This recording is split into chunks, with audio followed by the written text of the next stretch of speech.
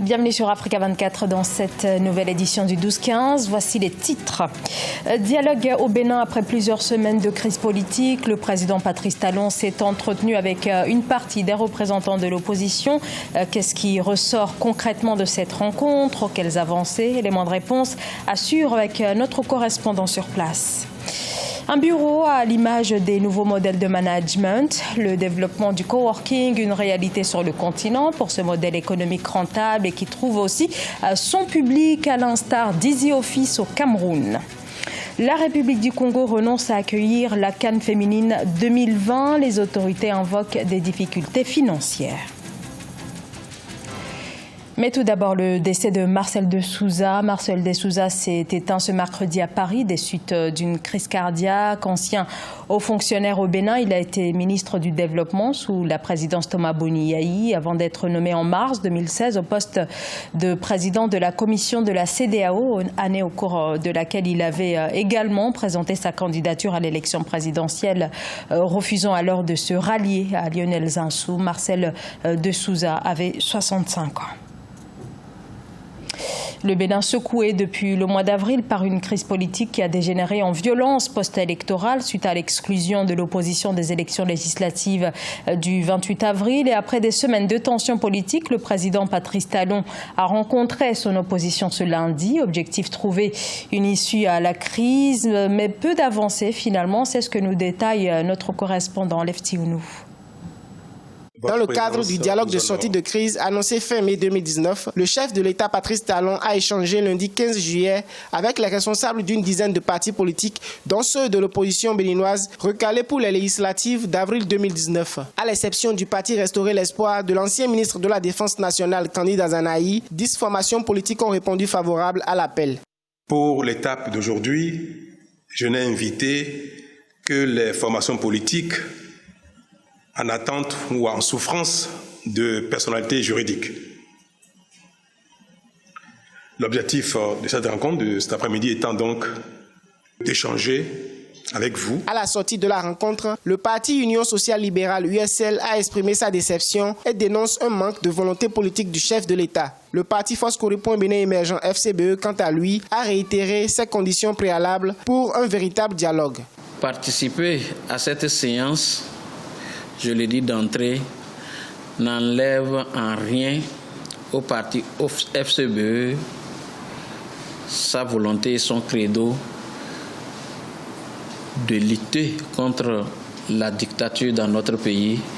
Il faut rappeler que la rencontre a été boycottée par le parti Restaurer l'Espoir de l'ancien ministre de la Défense Kandi Dazanaï. Une séance de travail est prévue jeudi 18 juillet 2019 entre les partis politiques et le ministre de l'Intérieur pour résoudre la question de la délivrance des certificats de conformité.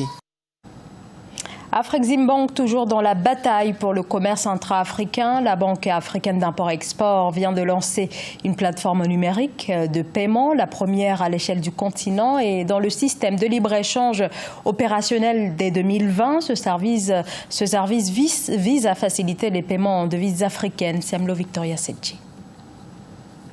Dans l'optique d'accélérer le commerce intra-africain, Afreximbank, la banque africaine d'import-export, a officiellement lancé, en marge du sommet de l'Union africaine tenu le 7 juillet à Niamey au Niger, la Pan-African Payment and Settlement System, système panafricain de paiement et de règlement, une plateforme première du genre sur le continent. Il s'agit d'une plateforme qui permettra de domestiquer les paiements intra-régionaux, d'économiser au continent plus de 5 milliards de dollars en coûts de transactions de paiement par an, de formaliser une part importante des 50 milliards de dollars de commerce intra-africain informel et surtout de contribuer à stimuler les échanges intra-africains. La plateforme qui interconnectera les transactions transfrontalières devrait révolutionner le cadre des échanges intra-africains. Dans le cadre de la ZLECAf, dont elle entend faciliter le déploiement, les États africains pourront régler leurs transactions en monnaie locale. Avec la monnaie locale, ça peut apporter un avantage sur certaines nouveautés. Il n'y aura pas à parler de taux de change. Ça peut apporter une valeur ajoutée à l'économie africaine et vivre sur le taux de fluctuation de l'euro, de la rima. C'est sur le continent que le paiement électronique ou le e-commerce est en train de prendre progressivement son essor. Lors du sommet de Niamey, Afreximbank avait également annoncé un appui financier de montant $2 milliards afin d'appuyer l'opérationnalisation de la ZLECAf, zone de libre-échange continentale africaine. À noter qu'en 2018, l'institution a connu une hausse de 24% de son résultat global total par rapport à 2017. Le coworking s'étend à l'Afrique. Le coworking, un système qui regroupe à la fois le télétravail et les bureaux partagés, offrant ainsi des espaces de travail plus flexibles. Une tendance que l'on observe notamment au Cameroun, comme vous allez le voir dans ce reportage de Viviane Bauken. Accélérer la croissance et la longévité des start-up et des projets de l'auto-entrepreneuriat, ce sont là les enjeux des coworking, des espaces de travail partagés. Easy Office en est un exemple. Situé en plein cœur de la ville de Yaoundé, ce cadre entièrement équipé est mis à la disposition de tout type de travailleurs. Dans le concept initial, le coworking space est un espace de travail collaboratif qui est une sorte de prolongement des incubateurs, des pépinières, des hôtels d'entreprise.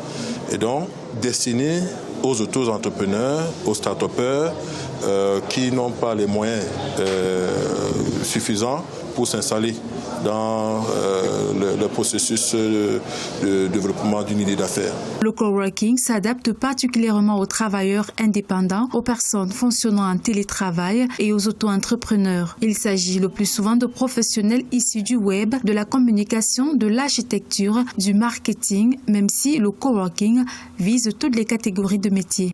On peut bénéficier des services de conciergerie.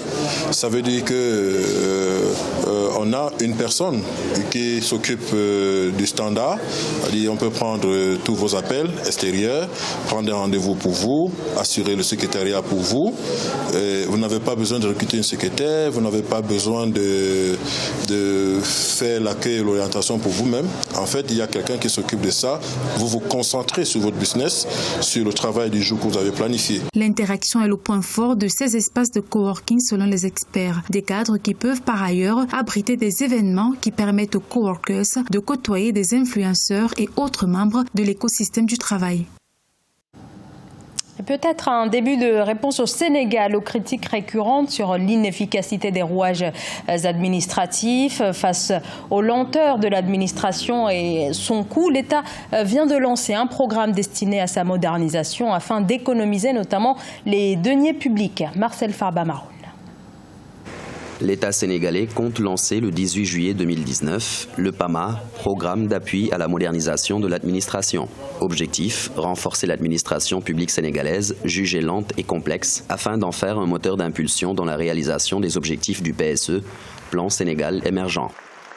La réalisation des ambitions du PSE doit nécessairement s'appuyer sur l'amélioration de la gouvernance économique et sociale, la transparence et la systématisation de la reddition des comptes. Dans ce cadre, il est déterminant de s'appuyer sur l'administration en tant que bras séculier de l'État et cadre opératoire des projets politiques. Le PAMA est structuré autour de 3 axes principaux. L'optimisation du cadre organisationnel de l'administration, l'amélioration de la qualité des services rendus aux usagers et la professionnalisation de la gestion des ressources humaines de l'État. Toutefois, les capacités de l'administration sont identifiées parmi les principaux facteurs de risque pouvant entraver l'émergence, selon les autorités sénégalaises. Quand vous avez des procédures qui sont très simples, qui sont claires, qui sont mises sur un système numérique, la tentation de devoir faire certaines choses qui ne sont pas dans les règles de l'art diminue. Et donc, à partir de là, vous avez une administration qui devient plus efficace parce que les procédures sont claires, sont nettes et précises. Et à partir de là, les gens savent exactement, quand on dépose un document pour pouvoir obtenir une signature, on sait que ce document-là nous reviendra au bout de 1 jour, 2 jours, 3 jours. On n'est pas obligé de perdre 1 semaine, 2 semaines, voire plus pour une signature. Élaboré grâce à l'appui du Programme des Nations Unies pour le développement, le PAMA définit un cadre de gouvernance des réformes, de même qu'un dispositif de suivi-évaluation des performances du système administratif. La République du Congo, qui avance des problèmes de trésorerie, dit non à l'organisation de la 12e édition de la Coupe d'Afrique des Nations féminines de 2020. Un nouveau désistement du Congo qui, ces dernières années, a renoncé à l'organisation de plusieurs événements sportifs. Nelly Claude Bessa, Corinne Kamzefem. Coup dur pour la Coupe d'Afrique des Nations féminines 2020. La République du Congo a renoncé à organiser cette 12e édition à travers un courrier adressé à la Confédération africaine de football. Le pays s'est dit incapable de répondre convenablement au cahier des charges de la compétition. Les autorités congolaises ont évoqué des problèmes de trésorerie. Depuis la chute des cours du pétrole, principale source de revenus du Congo, le Congo vit une mini-crise. Mais le cahier des charges, comme raison évoquée, laisse un peu l'observateur du football un peu dubitatif. Et puis que le Congo a organisé les Jeux africains en 2015, ils ont suffisamment d'infrastructures sportives pour pouvoir leur permettre d'abriter une Coupe d'Afrique des Nations, qui plus est une CAN à 8 pays. Ce n'est pas le premier événement continental auquel le pays renonce à cause de la crise financière. En avril 2017, à 4 mois seulement de l'événement, ce pays d'Afrique centrale s'était désisté de l'organisation de la 29e édition de l'Afrobasket. La compétition fut finalement accueillie par le Sénégal et la Tunisie. Le comité exécutif de la CAF va se pencher sur ces dossiers. Ils pourront alors avoir des solutions de rechange, notamment l'Afrique du Sud qui très souvent a remplacé des pays comme ça au pied levé. L'Égypte, pourquoi pas le Maroc qui entend aussi développer le football féminin dans ces pays-là. La Confédération africaine de football pourrait confier la 12e édition de cette compétition à un pays qui va accueillir la Coupe d'Afrique masculine. Cela a été le cas du Cameroun qui s'est vu confier le championnat d'Afrique des Nations 2020 alors qu'il se prépare également à accueillir la Coupe d'Afrique des Nations 2021. Ce journal a été réalisé par l'ensemble de la rédaction. Merci de votre fidélité. Dans un instant, une nouvelle édition de l'actualité sur Africa 24.